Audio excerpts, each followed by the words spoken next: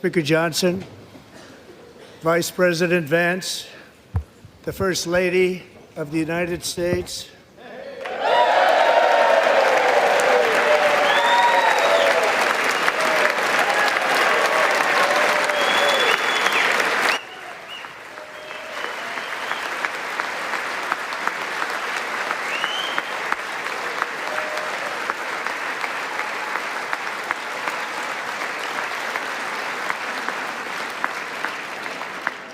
members of the United States Congress, thank you very much. And to my fellow citizens, America is back.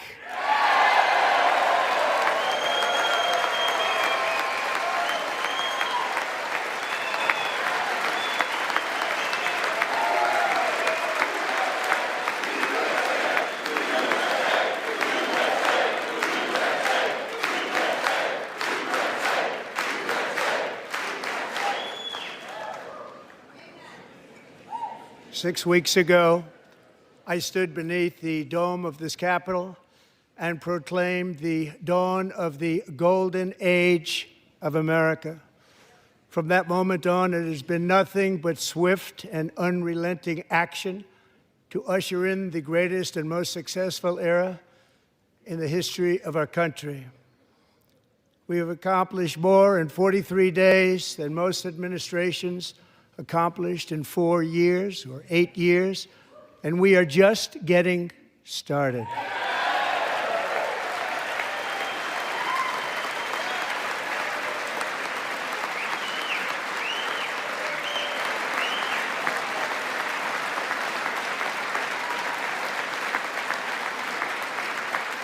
Thank you.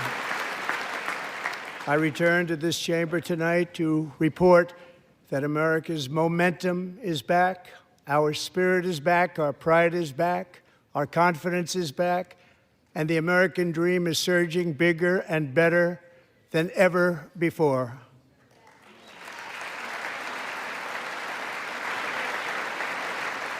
The American dream is unstoppable, and our country is on the verge of a comeback, the likes of which the world has never witnessed and perhaps will never witness again.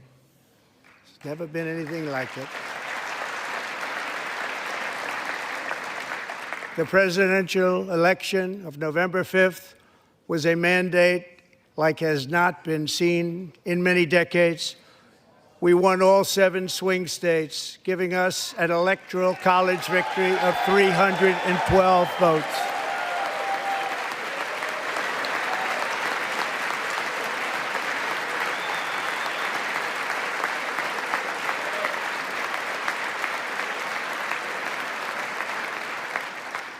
We won the popular vote by big numbers and won counties in our country.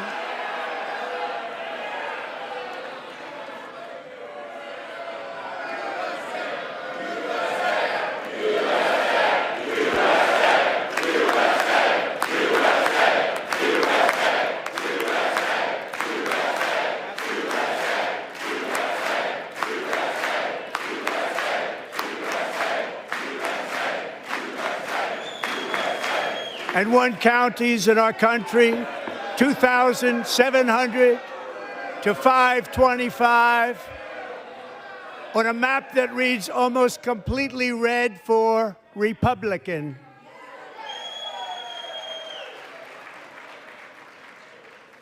Now, for the first time in modern history, more Americans believe that our country is headed in the right direction than the wrong direction. In fact, it's an astonishing record, 27-point swing, the most ever.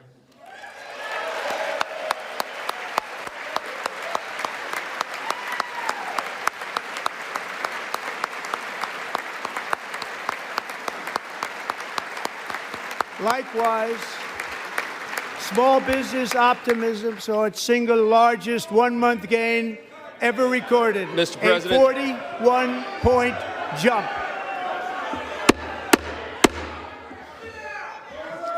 Members are directed to uphold and maintain decorum in the House and to cease any further disruptions. That's your warning.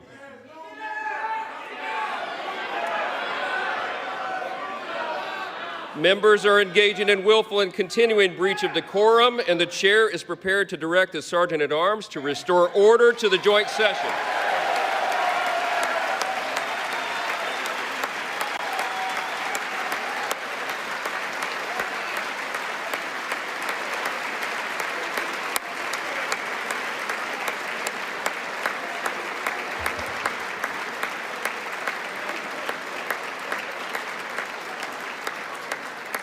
Mr. Green, take your seat. Take your seat, sir. Take your seat. Finding that members continue to engage in willful and concerted disruption of proper decorum, the chair now directs the Sergeant-at-Arms to restore order. Remove this gentleman from the chamber.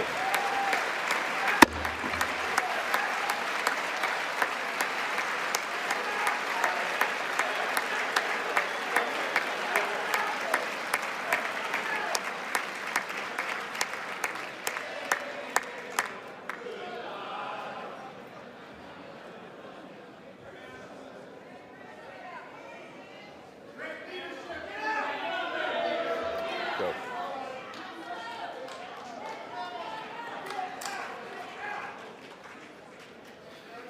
Members are directed to uphold and maintain decorum in the House. Mr. President, you continue. Thank you.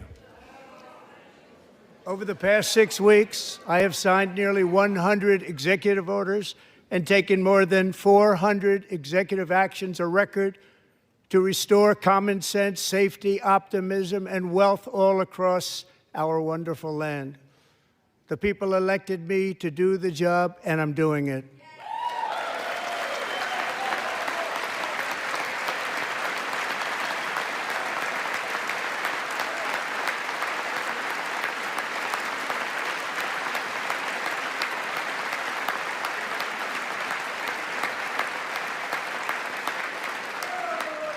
In fact, it has been stated by many that the first month of our presidency, it's our presidency, is the most successful in the history of our nation.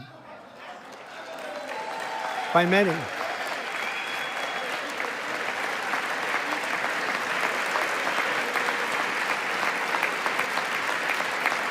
And what makes it even more impressive is that, do you know who number 2 is? George Washington. How about that? How about that? I don't know about that list, but we'll take it. Within hours of taking the oath of office, I declared a national emergency on our southern border, and I deployed the U.S. military and Border Patrol to repel the invasion of our country. And what a job they've done. As a result, illegal border crossings last month were by far the lowest ever recorded, ever.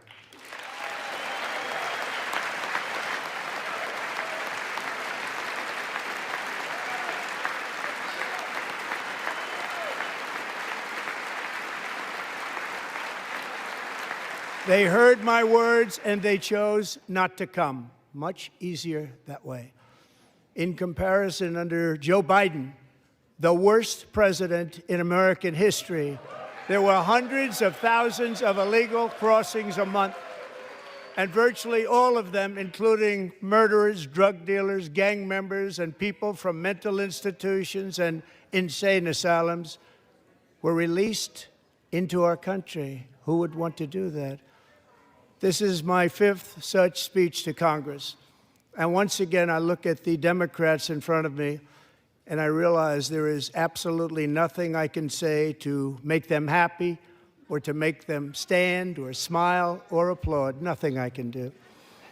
I could find a cure to the most devastating disease, a disease that would wipe out entire nations, or announce the answers to the greatest economy in history, or the stoppage of crime to the lowest levels ever recorded. And these people sitting right here will not clap, will not stand, and certainly will not cheer for these astronomical achievements. They won't do it, no matter what. Five times I've been up here. It's very sad, and it just shouldn't be this way.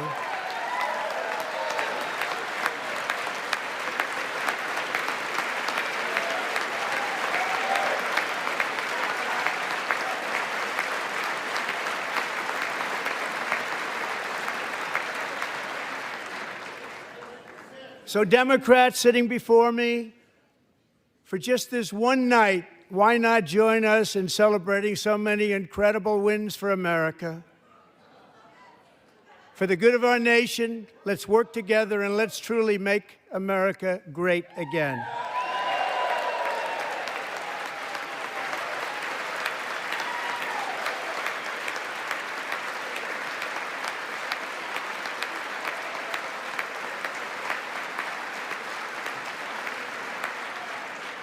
Every day, my administration is fighting to deliver the change America needs to bring a future that America deserves, and we're doing it. This is a time for big dreams and bold action. Upon taking office, I imposed an immediate freeze on all federal hiring, a freeze on all new federal regulations, and a freeze on all foreign aid.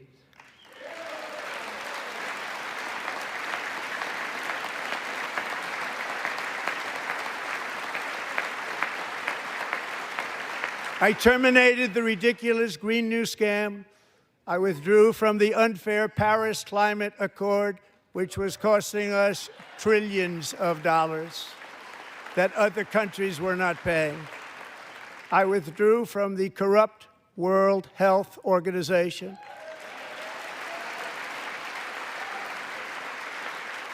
And I also withdrew from the anti-American UN Human Rights Council.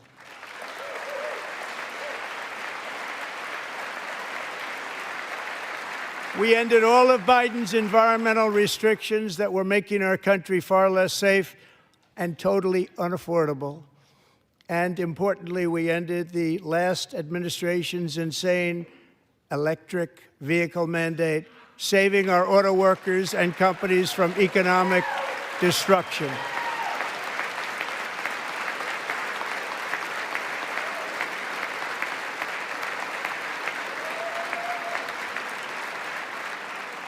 To unshackle our economy, I have directed that for every one new regulation, 10 old regulations must be eliminated, just like I did in my very successful first term.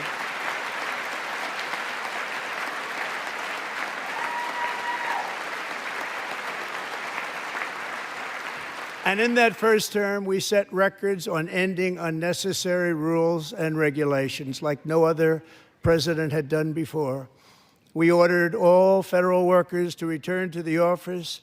They will either show up for work in person or be removed from their job.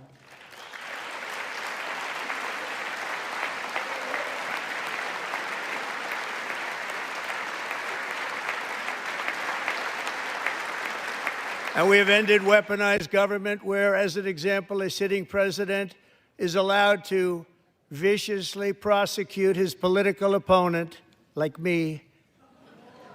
How did that work out? Not too good. Not too good.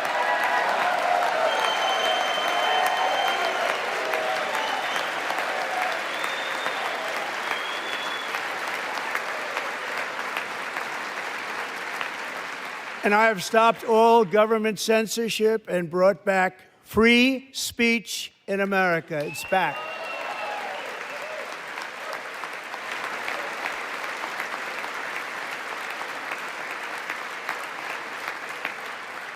And 2 days ago, I signed an order making English the official language of the United States of America.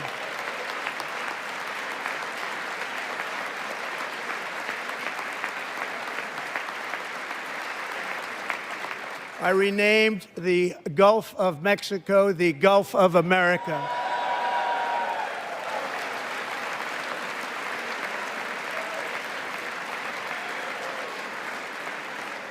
And likewise, I renamed, for a great president, William McKinley, Mount McKinley again.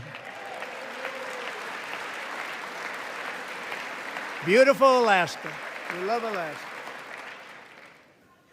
We've ended the tyranny of so-called diversity, equity, and inclusion policies all across the entire federal government and indeed the private sector and our military. And our country will be woke no longer.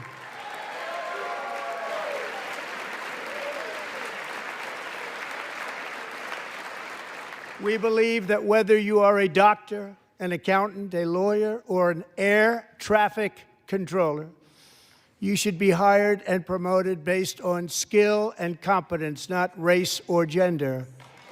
Very important.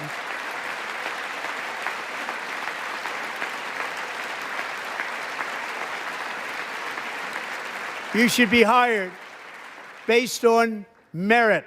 And the Supreme Court, in a brave and very powerful decision, has allowed us to do so. Thank you. Thank you very much. Thank you.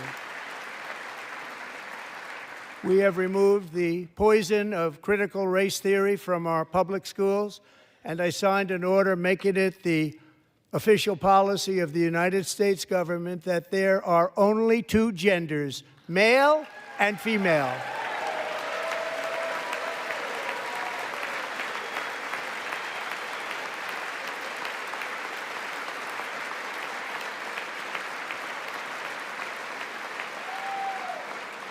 I also signed an executive order to ban men from playing in women's sports.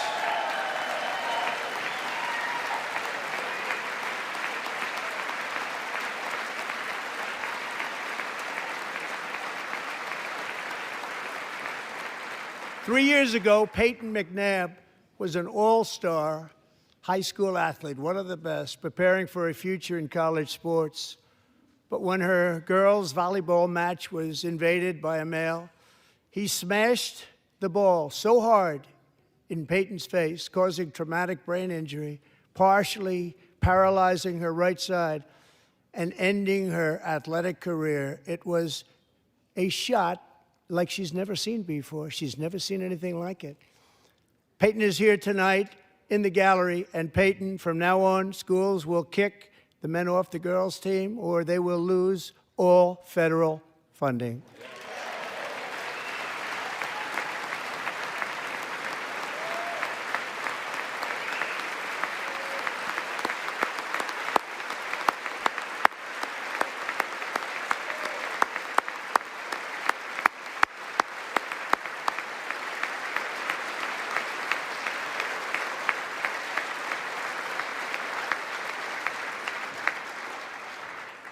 And if you really want to see numbers, just take a look at what happened in the women's boxing, weightlifting, track and field, swimming, or cycling, where a male recently finished a long-distance race 5 hours and 14 minutes ahead of a woman for a new record by 5 hours.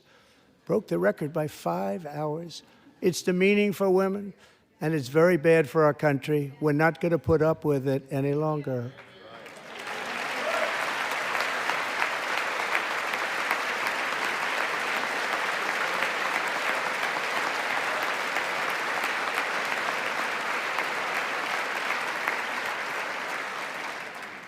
What I have just described is only a small fraction of the common sense revolution that is now, because of us, sweeping the entire world. Common sense has become a common theme, and we will never go back. Never. Never going to let that happen.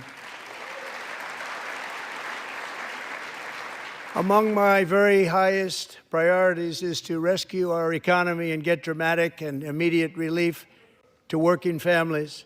As you know, we inherited from the last administration an economic catastrophe and an inflation nightmare.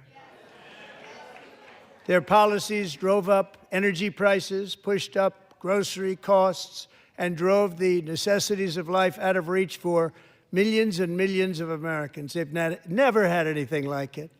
We suffered the worst inflation in 48 years, but perhaps even in the history of our country. They're not sure.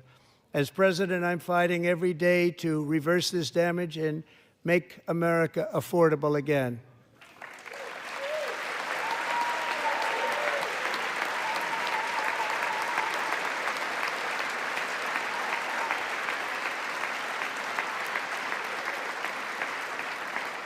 Joe Biden especially let the price of eggs get out of control. The egg price is out of control, and we're working hard to get it back down. Secretary, do a good job on that. You inherited a total mess from the previous administration. Do a good job.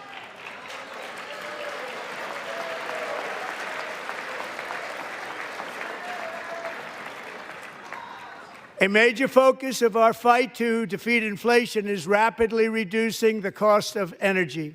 The previous administration cut the number of new oil and gas leases by 95%, slowed pipeline construction to a halt, and closed more than 100 power plants. We are opening up many of those power plants right now.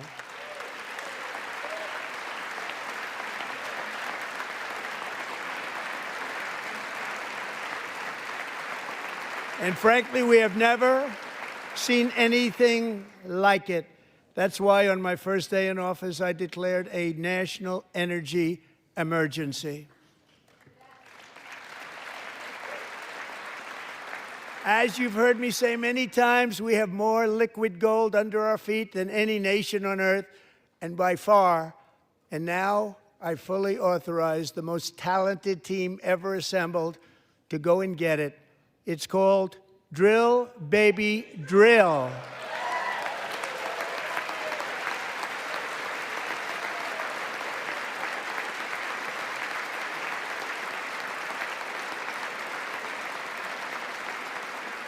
My administration is also working on a gigantic natural gas pipeline in Alaska, among the largest in the world, where Japan, South Korea, and other nations want to be our partner with investments of trillions of dollars each. There's never been anything like that one. It will be truly spectacular. It's all set to go. The permitting is gotten. And later this week, I will also take historic action to dramatically expand production of critical minerals and rare earths here in the USA.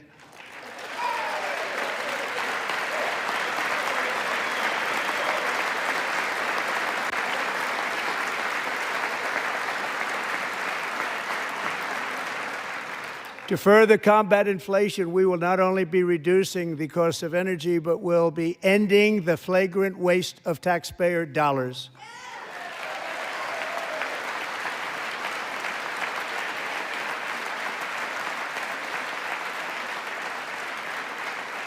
And to that end, I have created the brand new Department of Government Efficiency, GOGE. Perhaps you've heard of it. Perhaps.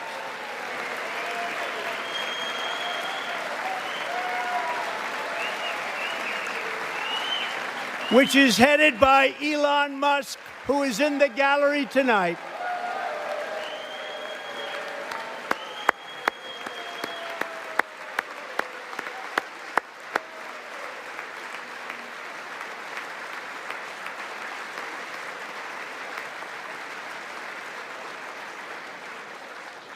Thank you, Elon. He's working very hard. He didn't need this. He didn't need this. Thank you very much. We appreciate it. Everybody here, even this side, appreciates it, I believe. They just don't want to admit that. Just listen to some of the appalling waste we have already identified. $22 billion from HHS to provide free housing and cars for illegal aliens. $45 million for diversity, equity, and inclusion scholarships in Burma. $40 million to improve the social and economic inclusion of sedentary migrants. Nobody knows what that is. $8 million to promote LGBTQI+ in the African nation of Lesotho, which nobody has ever heard of. $60 million for indigenous peoples and Afro-Colombian empowerment in Central America. $60 million. $8 million for making mice transgender. This is real. $32 million for a left-wing propaganda operation in Moldova. $10 million for male circumcision in Mozambique. $20 million for the Arab Sesame Street in the Middle East. It's a program, $20 million for a program. $1.9 billion to recently created Decarbonization of Homes Committee, headed up, and we know she's involved. Just at the last moment, the money was passed over by a woman named Stacey Abrams. Have you ever heard of her? A $3.5 million consulting contract for lavish fish monitoring. $1.5 million for voter confidence in Liberia. $14 million for social cohesion in Mali. $59 million for illegal alien hotel rooms in New York City. He's a real estate developer. He's done very well. $250,000 to increase vegan local climate action innovation in Zambia. $42 million for social and behavior change in Uganda. $14 million for improving public procurement in Serbia. $47 million for improving learning outcomes in Asia. Asia's doing very well with learning. I don't know what we're doing. We should use it ourselves. And $101 million for DEI contracts at the Department of Education, the most ever paid, nothing even like it. Under the Trump administration, all of these scams, and they're far worse, but I didn't think it was appropriate to talk about them. They're so bad.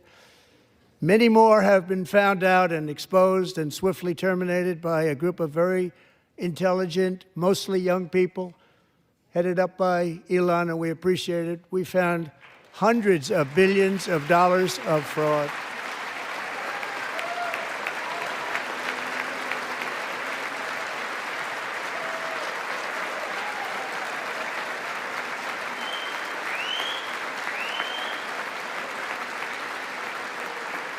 And we've taken back the money and reduced our debt to fight inflation and other things. Taken back a lot of that money. We got it just in time. This is just the beginning.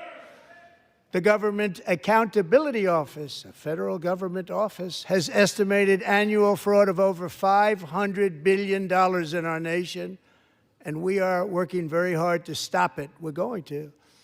We're also identifying shocking levels of incompetence and probable fraud in the Social Security program for our seniors, and that our seniors and people that we love rely on. Believe it or not, government databases list 4.7 million Social Security members from people aged 100 to 109 years old. It lists 3.6 million people from ages 110 to 119. I don't know any of them. I know some people that are rather elderly, but not quite that elderly. 3.47 million people from ages 120 to 129. 3.9 million people from ages 130 to 139. 3.5 million people from ages 140 to 149. And money is being paid to many of them, and we're searching right now. In fact, Pam, good luck. Good luck. You're going to find it. But a lot of money is paid out to people because it just keeps getting paid, and nobody does, and it really hurts Social Security and hurts our country. 1.3 million people from ages 150 to 159, and over 130,000 people, according to the Social Security databases, are age over 160 years old. We have a healthier country than I thought, Bobby.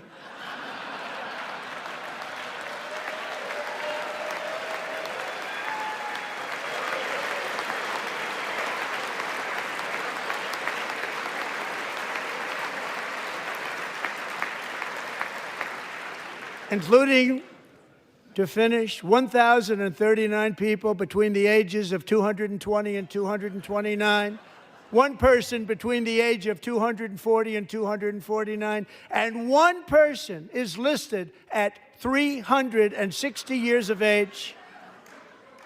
More than 100 years. More than 100 years older than our country. But we're going to find out where that money's going, and it's not going to be pretty. By slashing all of the fraud, waste, and theft we can find, we will defeat inflation, bring down mortgage rates, lower car payments and grocery prices, protect our seniors, and put more money in the pockets of American families.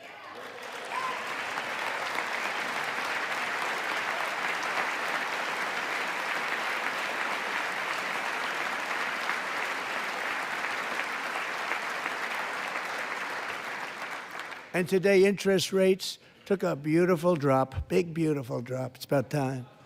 And in the near future, I want to do what has not been done in 24 years, balance the federal budget. We're going to balance it.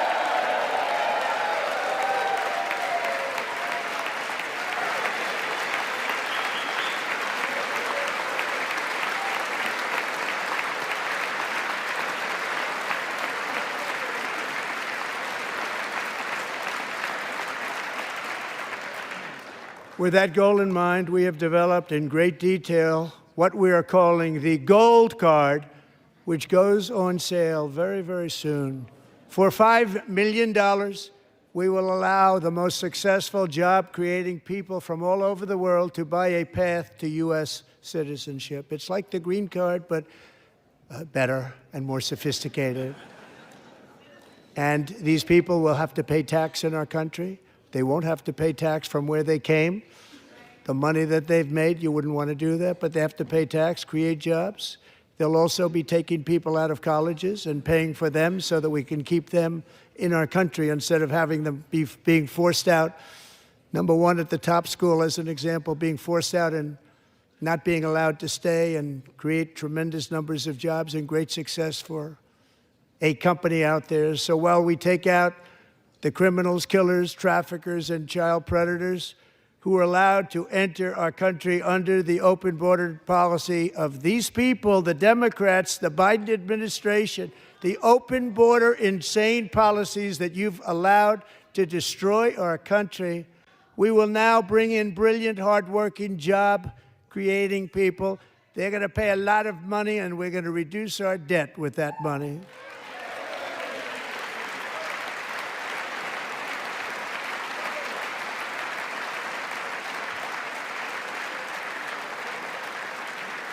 Americans have given us a mandate for bold and profound change. For nearly 100 years, the federal bureaucracy has grown until it has crushed our freedoms, ballooned our deficits, and held back America's potential in every possible way. The nation founded by pioneers and risk-takers now drowns under millions and millions of pages of regulations and debt. Approvals that should take 10 days to get instead take 10 years, 15 years, and even 20 years before you're rejected.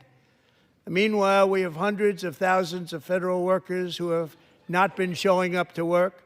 My administration will reclaim power from this unaccountable bureaucracy, and we will restore true democracy to America again.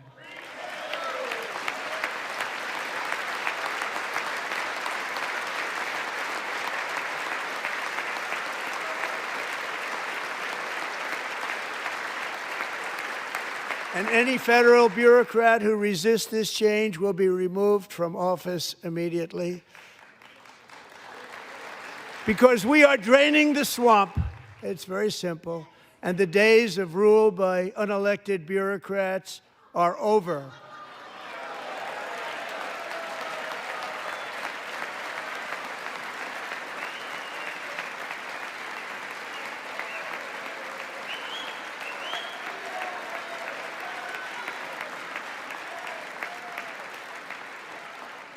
And the next phase of our plan to deliver the greatest economy in history is for this Congress to pass tax cuts for everybody. They're in there. They're waiting for you to vote.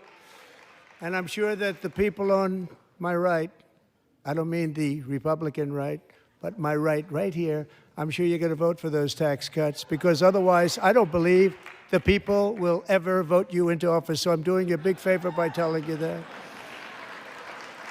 But I know this group is going to be voting for the tax cuts.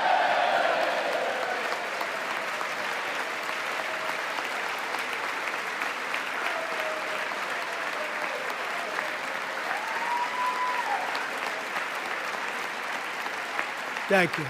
It's a very, very big part of our plan. We had tremendous success in our first term with it, a very big part of our plan. We're seeking permanent income tax cuts all across the board. And to get urgently needed relief to Americans hit especially hard by inflation, I'm calling for no tax on tips, no tax on overtime, and no tax on Social Security benefits for our great seniors.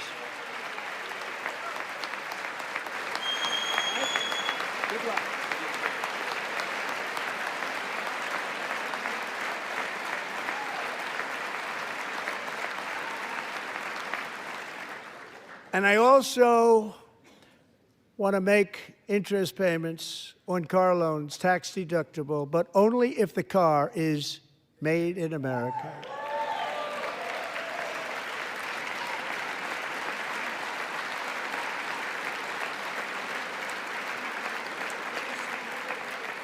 And by the way, we're going to have growth in the auto industry like nobody's ever seen. Plants are opening up all over the place. Deals are being made. Never seen. That's a combination of the election win and tariffs. It's a beautiful word, isn't it? That, along with our other policies, will allow our auto industry to absolutely boom. It's going to boom.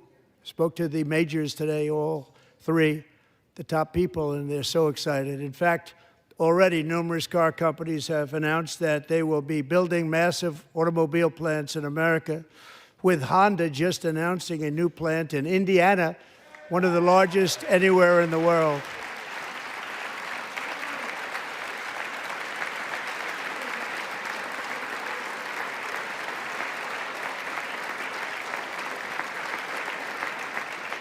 And this has taken place since our great victory on November 5th, a date which will hopefully go down as one of the most important in the history of our country.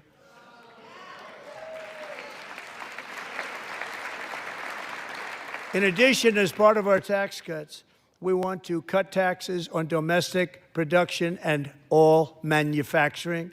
And just as we did before, we will provide 100% expensing. It will be retroactive to January 20th, 2025. And it was one of the main reasons why our tax cuts were so successful in our first term, giving us the most successful economy in the history of our country. First term. We had a great first term.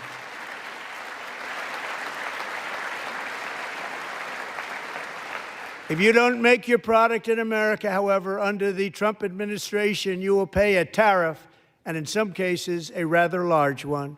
Other countries have used tariffs against us for decades, and now it's our turn to start using them against those other countries. On average, the European Union, China, Brazil, India, Mexico, and Canada, have you heard of them? And countless other nations charge us tremendously higher tariffs than we charge them. It's very unfair. India charges us auto tariffs higher than 100%. China's average tariff on our products is twice what we charge them. And South Korea's average tariff is 4 times higher. Think of that, 4 times higher. And we give so much help militarily and in so many other ways to South Korea, but that's what happens. This is happening by friend and foe. This system is not fair to the United States and never was, and so on April 2nd, I wanted to make it April 1st, but I didn't want to be accused of April Fool's Day. That's not, just one day cost us a lot of money. But we're going to do it in April. I'm a very superstitious person. April 2nd, reciprocal tariffs kick in. And whatever they tariff us, other countries, we will tariff them. That's reciprocal, back and forth. Whatever they tax us, we will tax them. If they do non-monetary tariffs to keep us out of their market, then we will do non-monetary barriers to keep them out of our market. There's a lot of that, too. They don't even allow us in their market. We will take in trillions and trillions of dollars and create jobs like we have never seen before. I did it with China, and I did it with others, and the Biden administration couldn't do anything about it because there was so much money they couldn't do anything about it. We have been ripped off for decades by nearly every country on earth, and we will not let that happen any longer.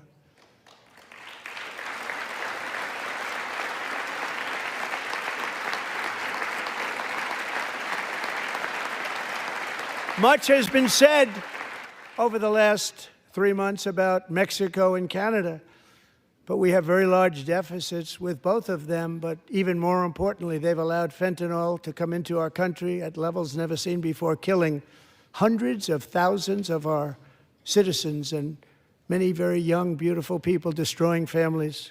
Nobody's ever seen anything like it. They are, in effect, receiving subsidies of hundreds of billions of dollars. We pay subsidies to Canada and to Mexico of hundreds of billions of dollars, and the United States will not be doing that any longer. We're not going to do it any longer.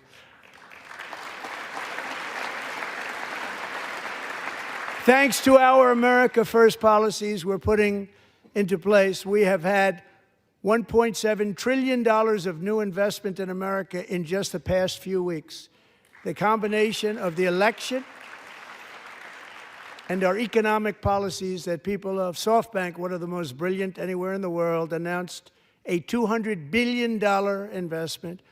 OpenAI and Oracle, Larry Ellison, announced $500 billion investment, which they wouldn't have done if Kamala had won. Apple announced $500 billion investment. Tim Cook called me. He said, I cannot spend it fast enough. It's going to be much higher than that, I believe. They'll be building their plants here instead of in China. And just yesterday, Taiwan Semiconductor, the biggest in the world, most powerful in the world, has a tremendous amount, 97% of the market, announced a $165 billion investment to build the most powerful chips on earth right here in the USA.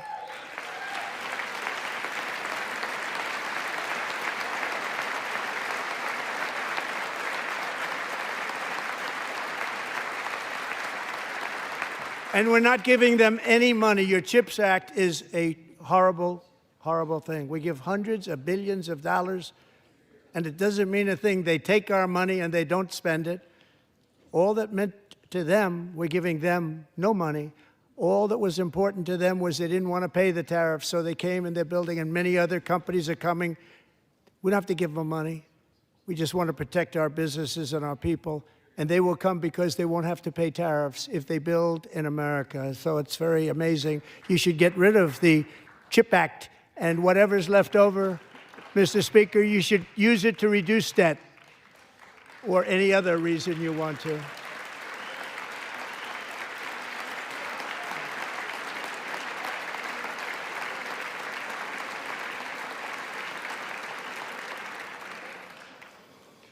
Our new trade policy will also be great for the American farmer. I love the farmer, who will now be selling into our home market, the USA, because nobody is going to be able to compete with you. Because those goods that come in from other countries and companies, they're really in a bad position in so many different ways. They're uninspected. They may be very dirty and disgusting, and they come in and they pour in, and they hurt our American farmers. The tariffs will go on agricultural product coming into America, and our farmers, starting on April 2nd, it may be a little bit of an adjustment period. We had that before when I made the deal with China, $50 billion of purchases, and I said, just bear with me, and they did. They did. Probably have to bear with me again, and this will be even better. That was great. The problem with it was that Biden didn't enforce it. He didn't enforce it. $50 billion of purchases, and we were doing great, but Biden did not enforce it, and it hurt our farmers. But our farmers are going to have a field day right now. So to our farmers, have a lot of fun. I love you too. I love you too. It's all going to happen.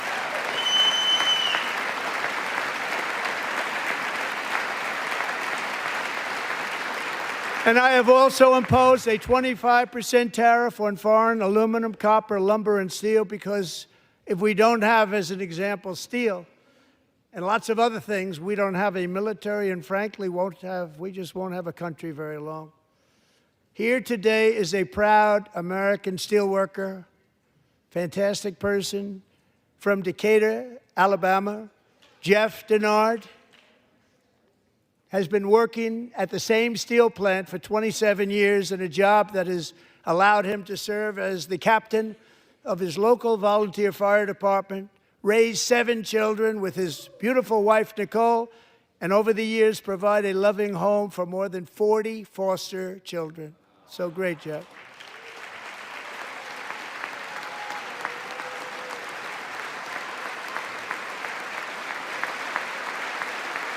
Thank you, Jeff. Thank you, Jeff.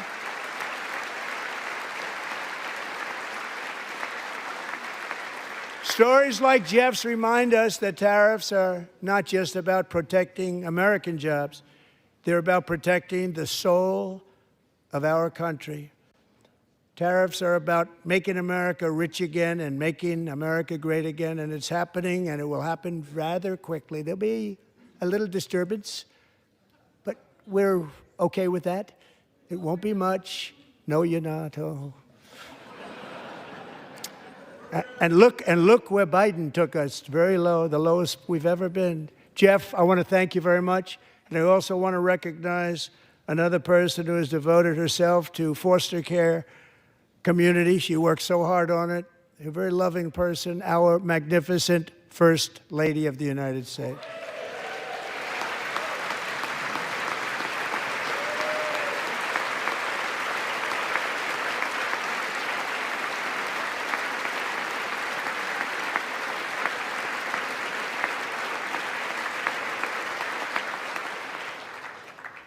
Melania's work has yielded incredible results, helping prepare our nation's future leaders as they enter the workforce.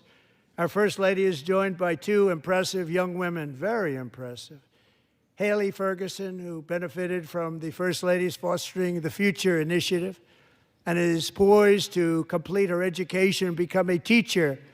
And Elliston Berry, who became a victim of an illicit deepfake image produced by a peer.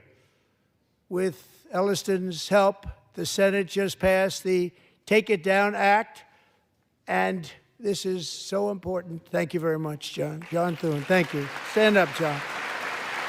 Thank you, John.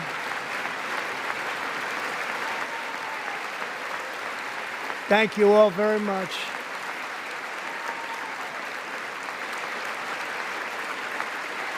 Thank you. And thank you to John Thune and the Senate. Great job. To criminalize the publication of such images online is a terrible, terrible thing. And once it passes the House, I look forward to signing that bill into law. Thank you. And I'm going to use that bill for myself, too, if you don't mind. Because nobody gets treated worse than I do online. Nobody. That's great. Thank you very much to the Senate. Thank you. But if we truly care about protecting Americans' children, no step is more crucial than securing America's borders. Over the past 4 years, 21 million people poured into the United States. Many of them were murderers, human traffickers, gang members, and other criminals from the streets of dangerous cities all throughout the world. Because of Joe Biden's insane and very dangerous open border policies, they are now strongly embedded in our country, but we are getting them out and getting them out fast.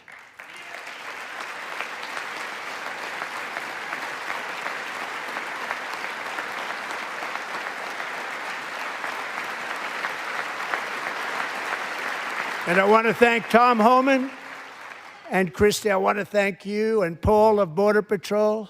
I want to thank you. What a job they've all done, everybody. Border Patrol, ICE, law enforcement in general is incredible. We have to take care of our law enforcement.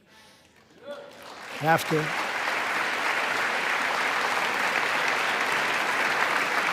Last year,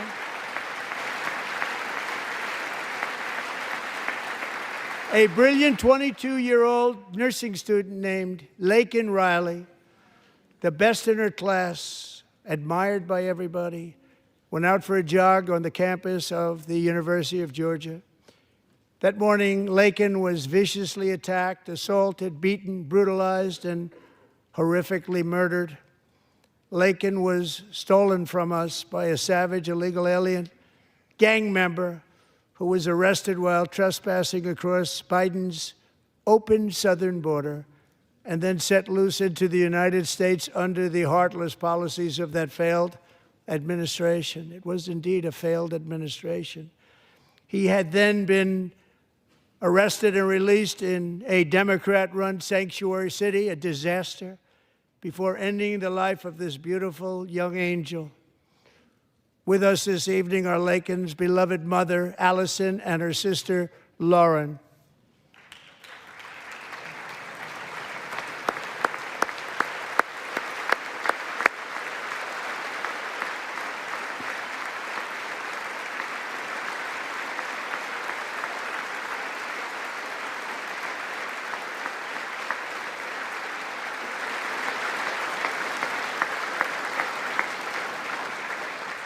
Last year, I told Laken's grieving parents that we would ensure their daughter would not have died in vain.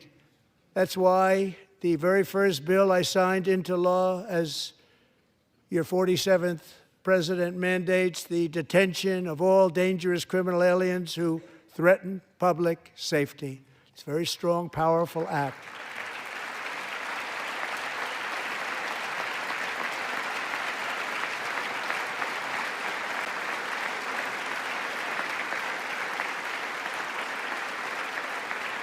It's called the Laken-Riley Act. So Allison and Lauren, America will never, ever forget our beautiful Laken Hope Riley.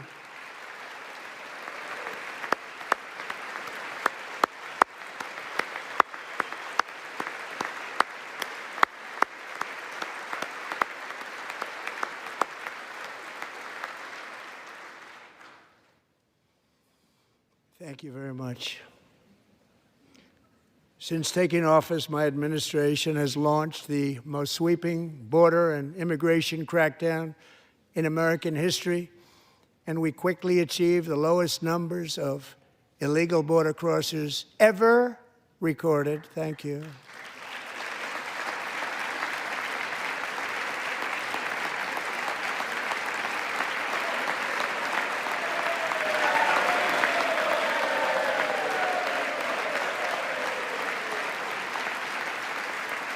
The media and our friends in the Democrat Party kept saying we needed new legislation, we must have legislation to secure the border. But it turned out that all we really needed was a new president.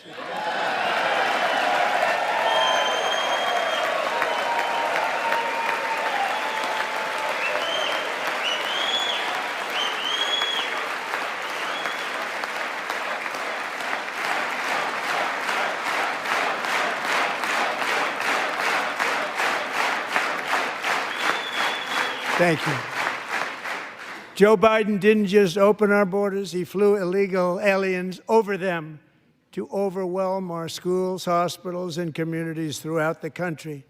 Entire towns like Aurora, Colorado, and Springfield, Ohio, buckled under the weight of the migrant occupation and corruption like nobody's ever seen before. Beautiful towns destroyed. Now, just as I promised in my inaugural address, we are achieving the great liberation of America.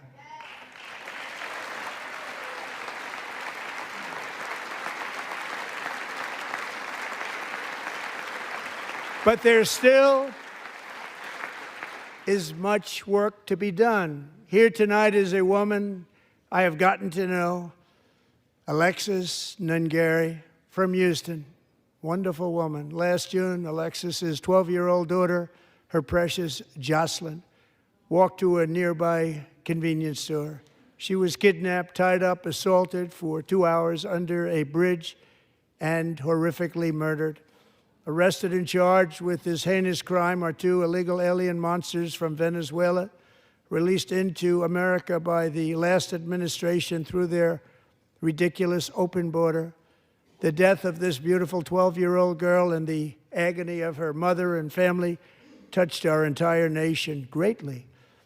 Alexis, I promised that we would always remember your daughter, your magnificent daughter, and earlier tonight I signed an order keeping my word to you. One thing I have learned about Jocelyn is that she loved animals so much. She loved nature. Across Galveston Bay, from where Jocelyn lived in Houston, you will find a magnificent national wildlife refuge, a pristine, peaceful, 34,000-acre sanctuary for all of God's creatures on the edge of the Gulf of America. Alexis, moments ago, I formally renamed that refuge in loving memory of your beautiful daughter, Jocelyn. So, Mr. Vice President, if you would, may I have the order?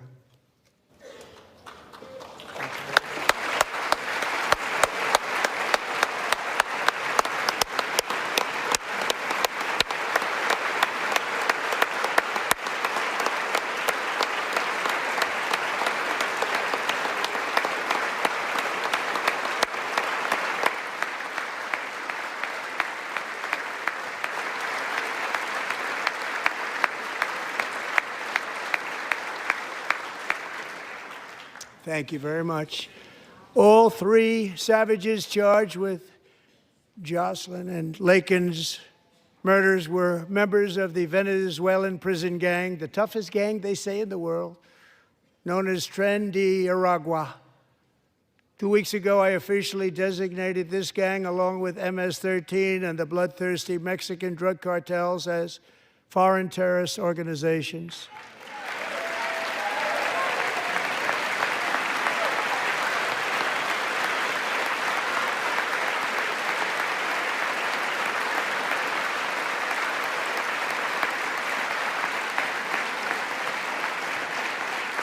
They are now officially in the same category as ISIS, and that's not good for them. Countless thousands of these terrorists were welcomed into the U.S. by the Biden administration. But now every last one will be rounded up and forcibly removed from our country, or, if they're too dangerous, put in jails, standing trial in this country, because we don't want them to come back ever. With us this evening is a warrior on the front lines of that battle, Border Patrol Agent Roberto Ortiz. Great guy.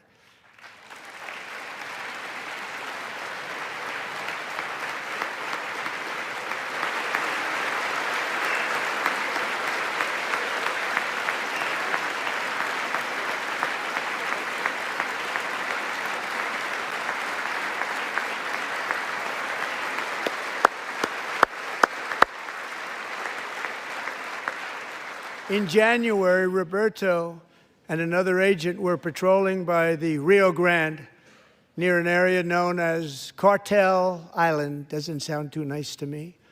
When heavily armed gunmen started shooting at them, Roberto saw that his partner was totally exposed, at great danger, and he leapt into action, returning fire and providing crucial seconds for his fellow agent to seek safety, just barely. I have some of the prints of that event, and it was not good. Agent Ortiz, we salute you for your great courage and for your line of fire that you took and for the bravery that you showed. We honor you, and we will always honor you. Thank you, Roberto, very much.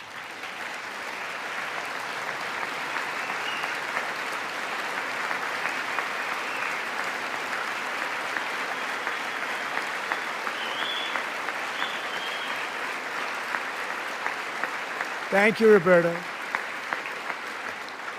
And I actually got to know him on my many calls to the border. He's a great, great gentleman. The territory to the immediate south of our border is now dominated entirely by criminal cartels that murder, rape, torture, and exercise total control. They have total control over a whole nation, posing a grave threat to our national security.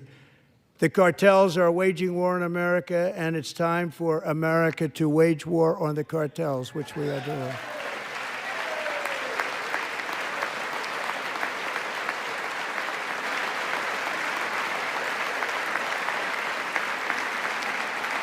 Five nights ago, Mexican authorities, because of our tariff policies being imposed on them, think of this, handed over to us 29 of the biggest cartel leaders in their country. That has never happened before. They want to make us happy. First time ever. But we need Mexico and Canada to do much more than they've done, and they have to stop the fentanyl and drugs pouring into the USA. They're going to stop it. I have sent Congress a detailed funding request laying out exactly how we will eliminate these threats to protect our homeland and complete the largest deportation operation in American history, larger even than current record holder, President Dwight D. Eisenhower, a moderate man, but someone who believed very strongly in borders. Americans expect Congress to send me this funding without delay so I can sign it into law. So, Mr. Speaker, John Thune, both of you, I hope you're going to be able to do that. Mr. Speaker, thank you. Mr. Leader, thank you. Thank you very much. And let's get it to me. I'll sign it so fast, you won't even believe it.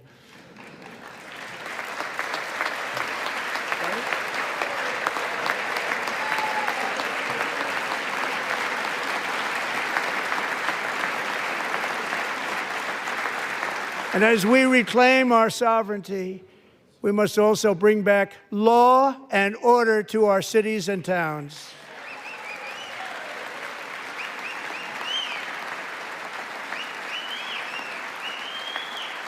In recent years, our justice system has been turned upside down by radical left lunatics.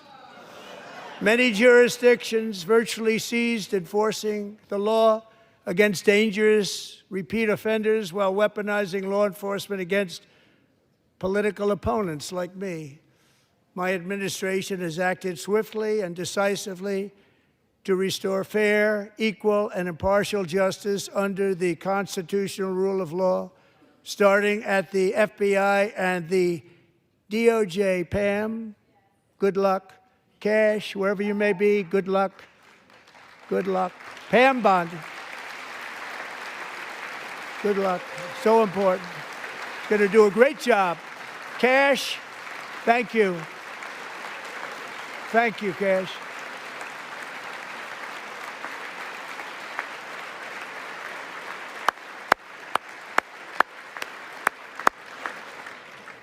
They've already started very strong. They're going to do a fantastic job. You're going to be very proud of them. We're also once again giving our police officers the support, protection, and respect they so dearly deserve. They have to get it. They have such a hard, dangerous job, but we're going to make it less dangerous. The problem is the bad guys don't respect the law, but they're starting to respect it, and they soon will respect it. This also includes our great fire departments throughout the country. Our firemen and women are unbelievable people, and we'll never forget them. And besides that, they voted for me in record numbers, so I have no choice.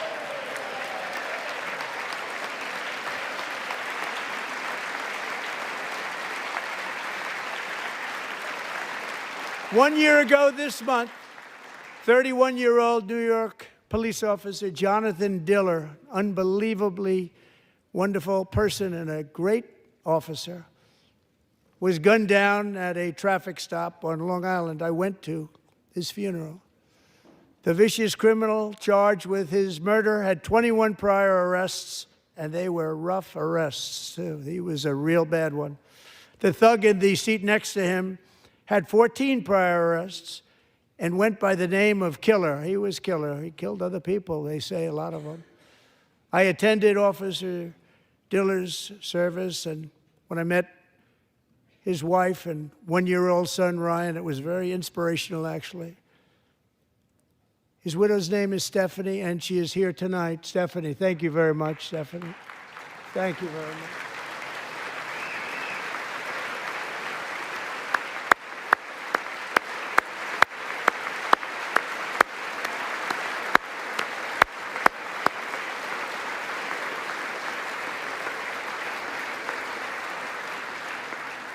Stephanie, we're going to make sure that Ryan knows his dad was a true hero, New York's finest, and we're going to get these cold-blooded killers and repeat offenders off our streets, and we're going to do it fast. Got to stop it. They get out with 28 arrests. They push people into subway trains. They hit people over the head, back of the head with baseball bats. We got to get them out of here. I've already signed an executive order requiring a mandatory death penalty for anyone who murders a police officer, and tonight I'm asking Congress to pass that policy into permanent law.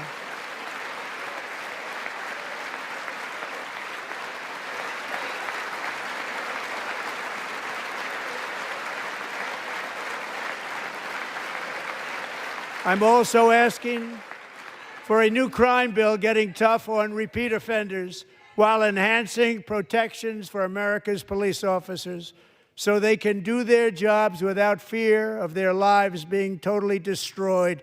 They don't want to be killed. We're not going to let them be killed. Joining us in the gallery tonight is a young man who truly loves our police. His name is DJ Daniel. He is 13 years old, and he has always dreamed of becoming a police officer.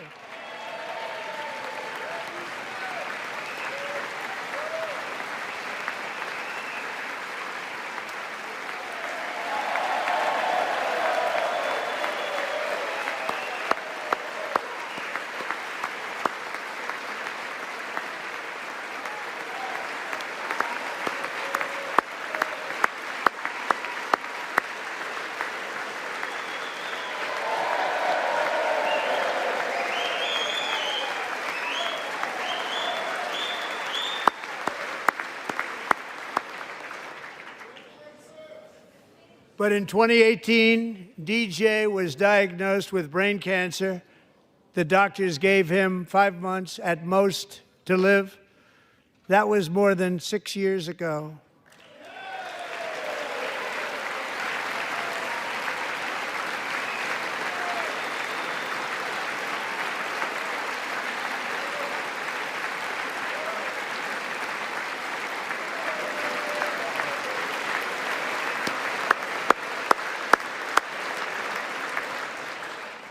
Since that time, DJ and his dad have been on a quest to make his dream come true, and DJ has been sworn in as an honorary law enforcement officer, actually a number of times. The police love him, the police departments love him. And tonight, DJ, we're going to do you the biggest honor of them all. I am asking our new Secret Service Director, Sean Curran, to officially make you an agent of the United States Secret Service.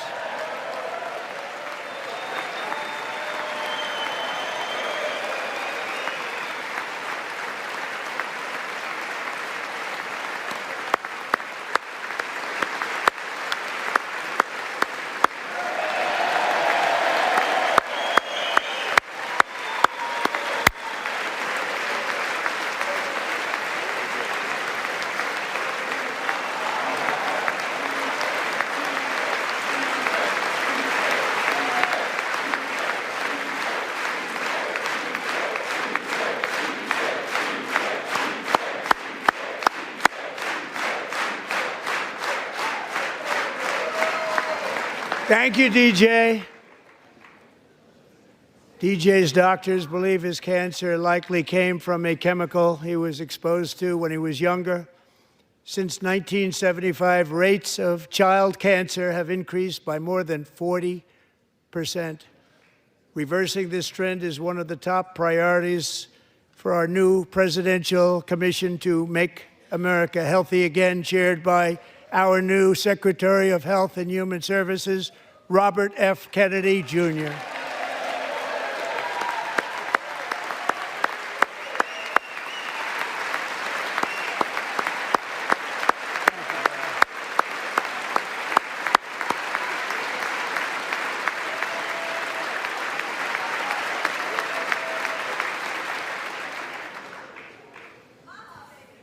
With the name Kennedy, you would have thought everybody over here would have been cheering.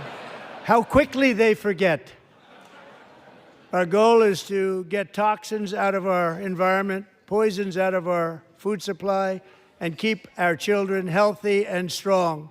As an example, not long ago, and you can't even believe these numbers, 1 in 10,000 children had autism, 1 in 10,000. And now it's 1 in 36. There's something wrong, 1 in 36. Think of that. So we're going to find out what it is, and there's nobody better than Bobby and all of the people that are working with you. You have the best to figure out what is going on. Okay, Bobby, good luck. It's a very important job. Thank you. Go get him.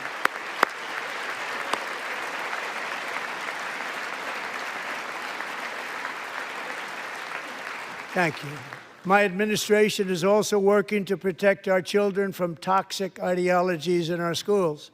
A few years ago, January Littlejohn and her husband discovered that their daughter's school had secretly socially transitioned their 13-year-old little girl.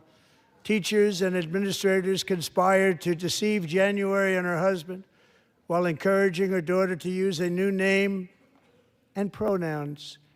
They, them pronoun, actually, all without telling January, who is here tonight and is now a courageous advocate against this form of child abuse. January, thank you. Thank you. Thank you very much. Thank you.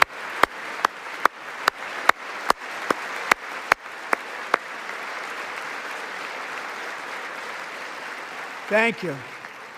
Stories like this are why, shortly after taking office, I signed an executive order banning public schools from indoctrinating our children with transgender ideology.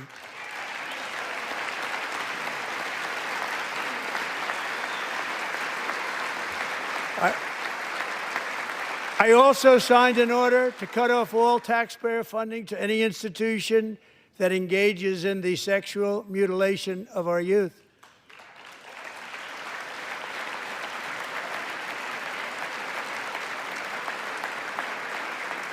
And now I want Congress to pass a bill permanently banning and criminalizing sex changes on children and forever ending the lie that any child is trapped in the wrong body.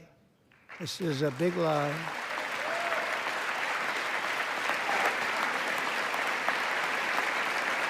And our message to every child in America is that you are perfect exactly the way God made you.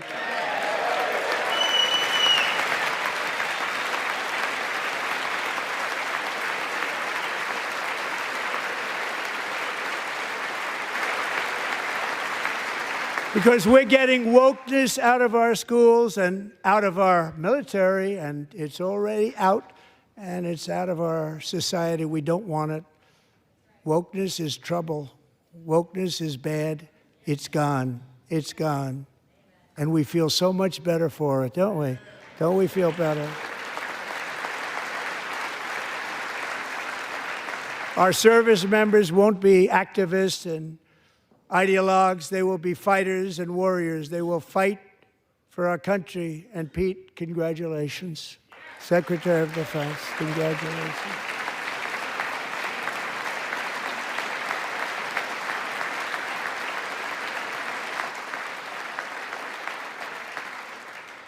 And he's not big into the woke movement, I can tell you.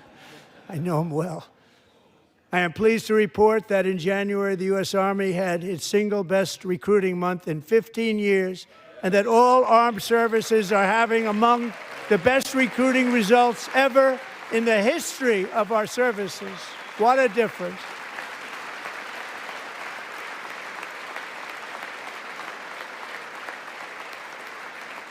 And you know, it was just a few months ago where the results were exactly the opposite. We couldn't recruit anywhere. We couldn't recruit. Now we're having the best results just about that we've ever had. What a tremendous turnaround. It's really a beautiful thing to see. People love our country again. It's very simple. They love our country, and they love being in our military again. So it's a great thing, and thank you very much. Great job. Thank you.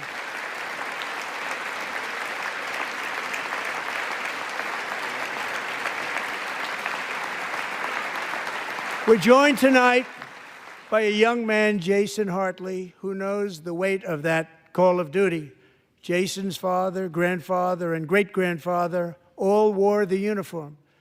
Jason tragically lost his dad, who was also a Los Angeles County Sheriff's deputy when he was just a boy, and now he wants to carry on the family legacy of service. Jason is a senior in high school, a six-letter varsity athlete, a really good athlete, they say, a brilliant student with a 4.46, that's good, GPA. And his greatest dream is to attend the U.S. Military Academy at West Point.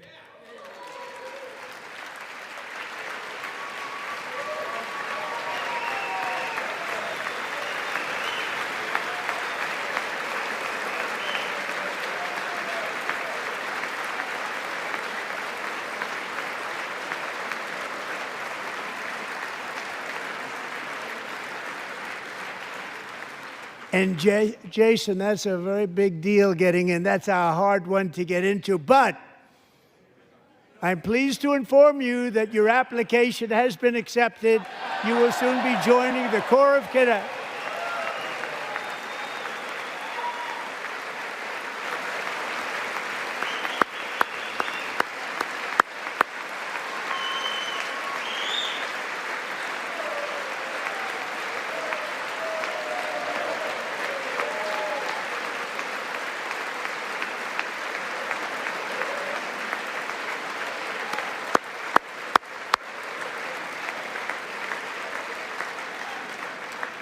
Thank you.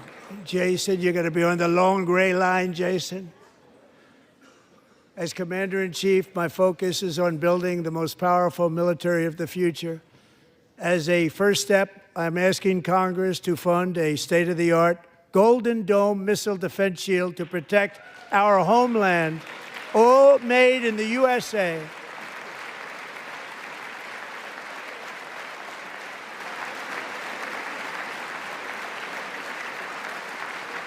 And Ronald Reagan wanted to do it long ago, but the technology just wasn't there, not even close. But now we have the technology. It's incredible, actually. And other places, they have it. Israel has it. Other places have it. And the United States should have it too, right, Tim, right? They should have it too. So I want to thank you. But it's a very, very important. This is a very dangerous world. We should have it. We want to be protected, and we're going to protect our citizens like never before. To boost our defense industrial base, we are also going to resurrect the American shipbuilding industry, including commercial shipbuilding and military shipbuilding.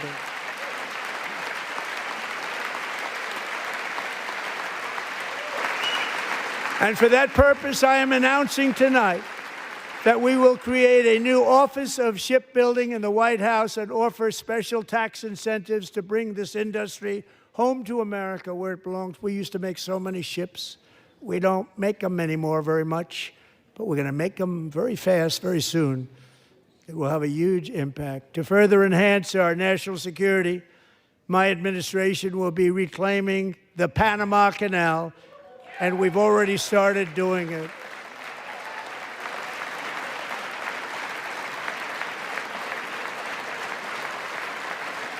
Just today, a large American company announced they are buying both ports around the Panama Canal and lots of other things having to do with the Panama Canal and a couple of other canals. The Panama Canal was built by Americans for Americans, not for others, but others could use it. But it was built at tremendous cost of American blood and treasure. 38,000 workers died building the Panama Canal. They died of malaria. They died of snake bites and mosquitoes. Not a nice place to work. They paid them very highly to go there, knowing there was a 25% chance that they would die. The most expensive project also that was ever built in our country's history, if you bring it up to modern day costs.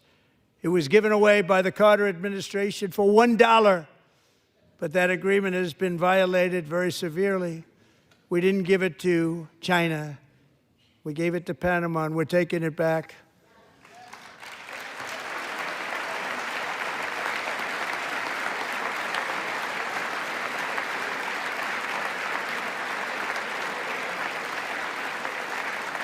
And we have Marco Rubio in charge. Good luck, Marco. Now, we know who to blame if anything goes wrong. Marco's been amazing, and he's going to do a great job. Think of it. He got 100 votes. You know, he was approved with actually 99, but the 100th was this gentleman, and I feel very certain. So let's assume he got 100 votes. And I'm either very, very happy about that or I'm very concerned about it. But he's already proven. I mean, he's a great gentleman. He's respected by everybody, and we appreciate you voting for Marco. He's going to do a fantastic job. Thank you. Thank you. He's doing a great job.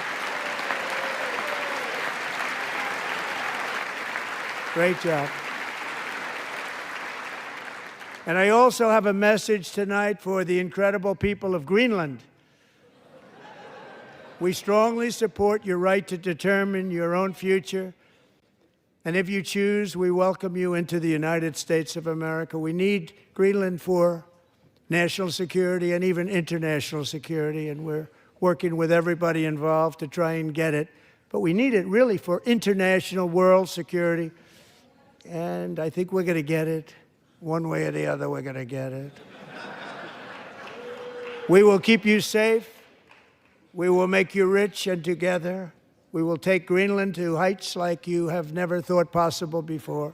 It's a very small population, but very, very large piece of land and very, very important for military security. America is once again standing strong against the forces of radical Islamic terrorism. 3.5 years ago, ISIS terrorists killed 13 American service members and countless others in the Abbey Gate bombing during the disastrous and incompetent withdrawal from Afghanistan. Not that they were withdrawing, it was the way they withdrew. Perhaps the most embarrassing moment in the history of our country. Tonight, I am pleased to announce that we have just apprehended the top terrorist responsible for that atrocity, and he is right now on his way here to face the swift sword of American justice.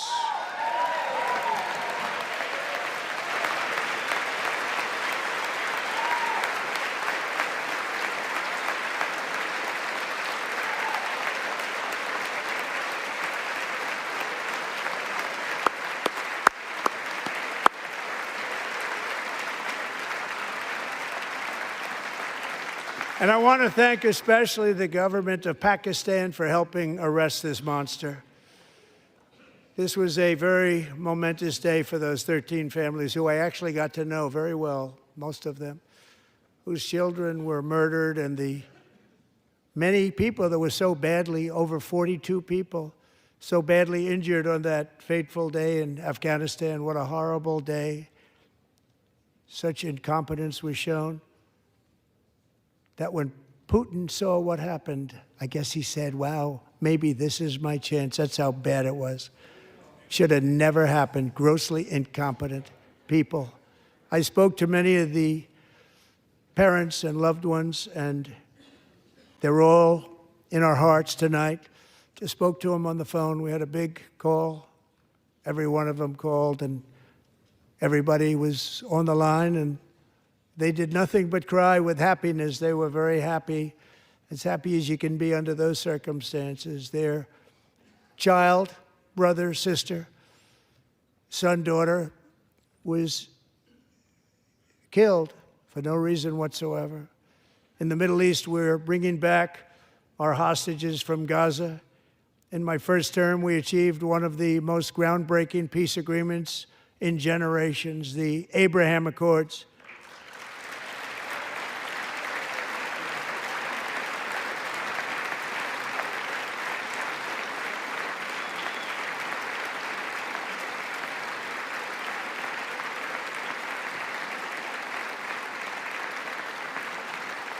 And now we're going to build on that foundation to create a more peaceful and prosperous future for the entire region. A lot of things are happening in the Middle East. People have been talking about that so much lately with everything going on with Ukraine and Russia. But a lot of things are happening in the Middle East. It's a rough neighborhood, actually. I'm also working tirelessly to end the savage conflict in Ukraine. Millions of Ukrainians and Russians have been needlessly killed or wounded in this horrific and brutal conflict with no end in sight. The United States has sent hundreds of billions of dollars to support Ukraine's defense with no security, with no anything.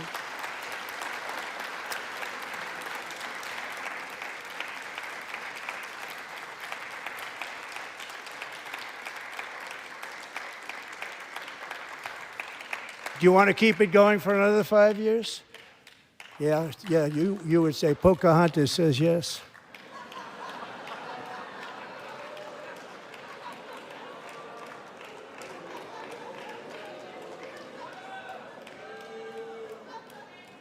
$2,000 people are being killed every single week. More than that.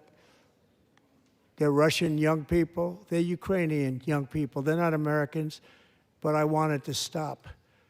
Meanwhile, Europe has sadly spent more money buying Russian oil and gas than they have spent on defending Ukraine, by far. Think of that. They've spent more buying Russian oil and gas than they have defending.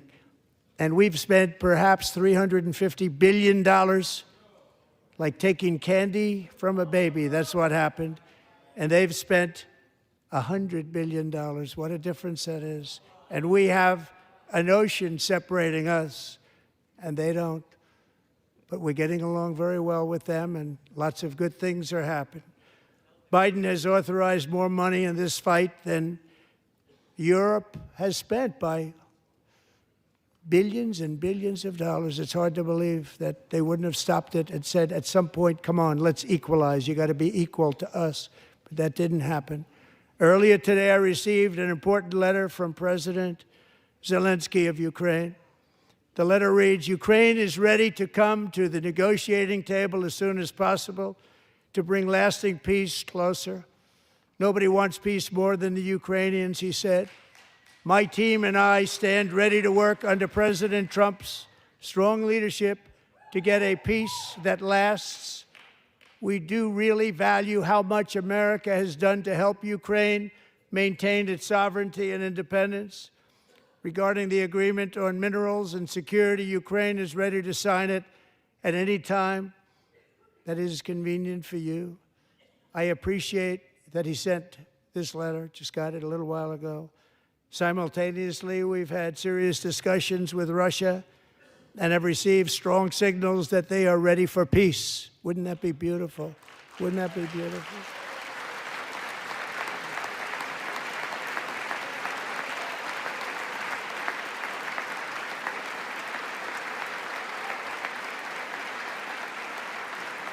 Wouldn't that be beautiful?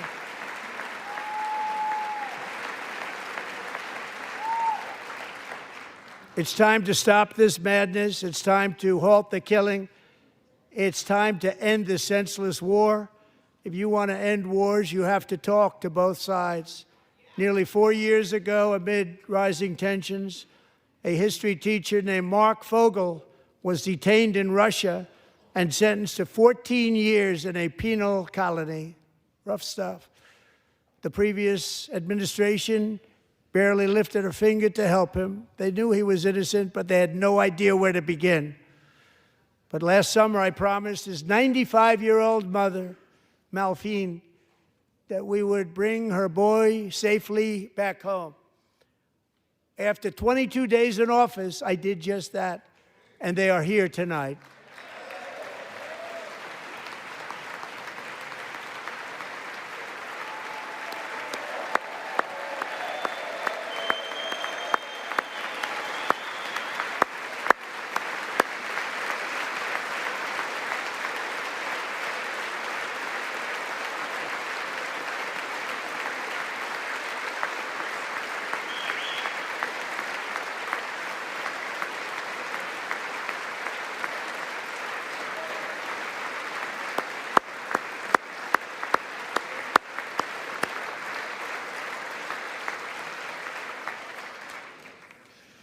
To Mark and his great mom, we are delighted to have you safe and sound and with us.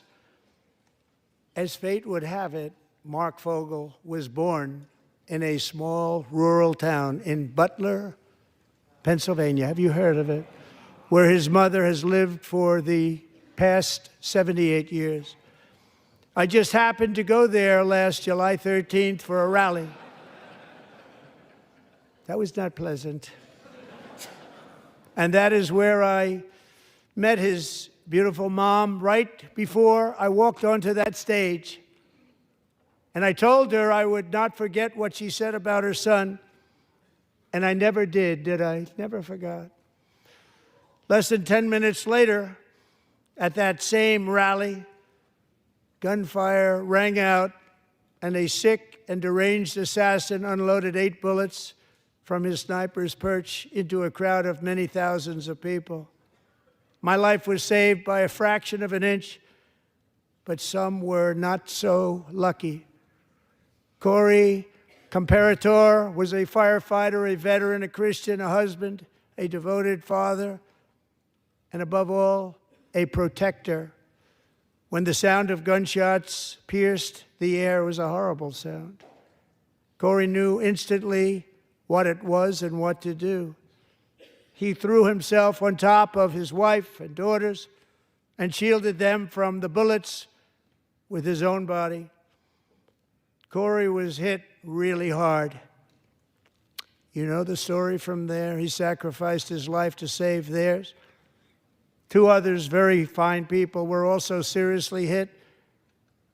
But thankfully, with the help of 2 great country doctors, we thought they were gone and they were saved. So those doctors had great talent. We're joined by Corey's wife, Helen, who was his high school sweetheart, and their 2 beloved daughters, Allison and Kaylee.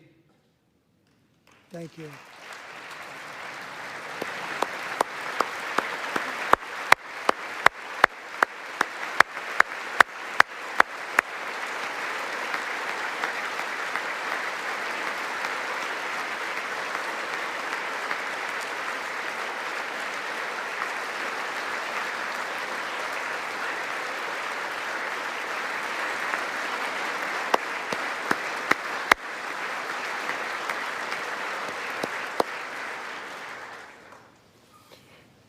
To Helen, Allison, and Kaylee, Corey is looking down on his 3 beautiful ladies right now, and he is cheering you on. He loves you. He is cheering you on. Corey was taken from us much too soon, but his destiny was to leave us all with a shining example of the selfless devotion of a true American patriot. It was love like Corey's that built our country, and it's love like Corey's that is going to make our country more majestic than ever before. I believe that my life was saved that day in Butler for a very good reason. I was saved by God to make America great again. I believe that. Thank you. Thank you.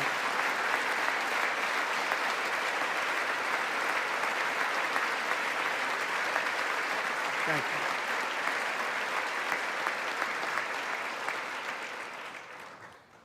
Thank you very much. From the patriots of Lexington and Concord to the heroes of Gettysburg and Normandy, from the warriors who crossed the Delaware to the trailblazers who climbed the Rockies, and from the legends who soared at Kitty Hawk to the astronauts who touched the moon, Americans have always been the people who defied all odds, transcended all dangers, made the most extraordinary sacrifices, and did whatever it took to defend our children, our country, and our freedom.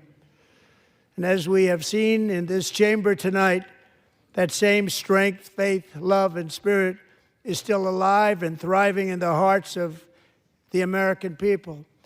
Despite the best efforts of those who would try to censor us, silence us, break us, destroy us, Americans are today a proud, free, sovereign, and independent nation that will always be free, and we will fight for it till death. We will never let anything happen to our beloved country, because we are a country of doers, dreamers, fighters, and survivors.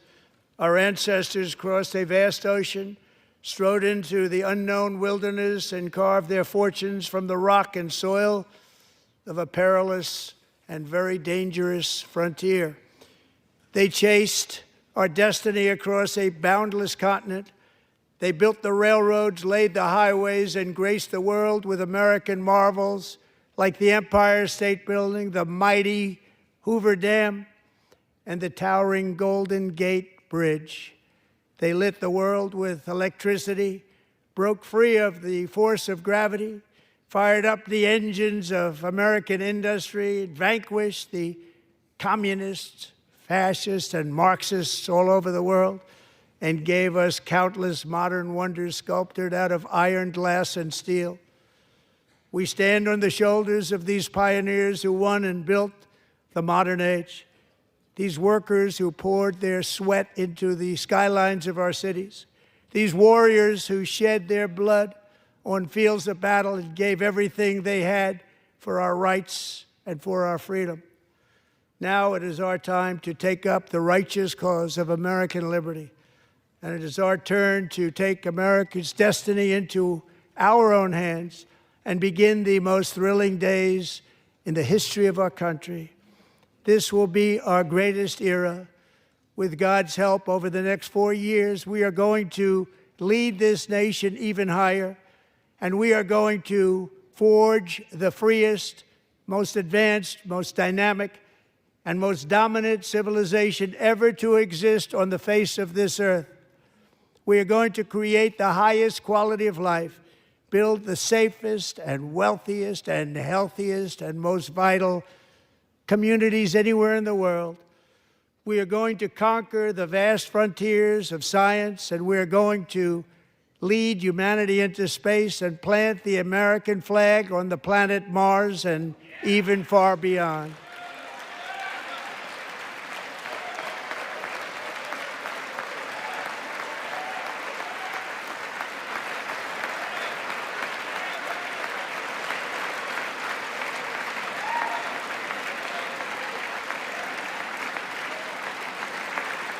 And through it all, we are going to rediscover the unstoppable power of the American spirit. And we are going to renew unlimited promise of the American dream. Every single day, we will stand up and we will fight, fight, fight for the country our citizens believe in and for the country our people deserve.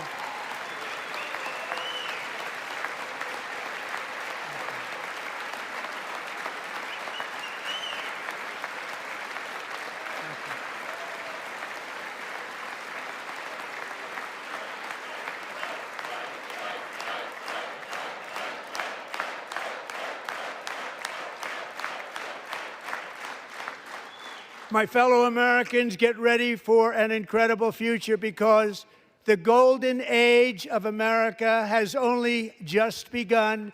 It will be like nothing that has ever been seen before. Thank you, God bless you, and God bless America.